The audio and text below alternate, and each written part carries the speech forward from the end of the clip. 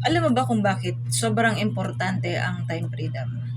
Kasi time freedom means control mo ang oras mo. Hindi trabaho ang nagkokontrol sa'yo. Ang totoong yaman ay yung oras na pwede mong gamitin para sa pamilya, sa sarili, at kay Lord. Tatlong option para makuha ito.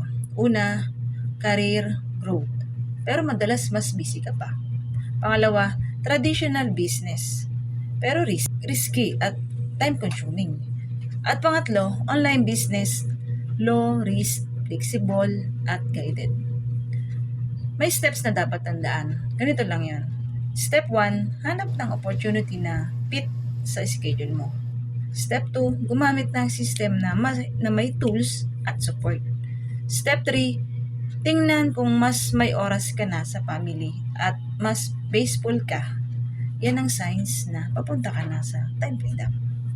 Kung gusto mong makita kung paano nagsisimula ang iba pa para makuha ang time freedom, check mo yung link sa description o sa comment section.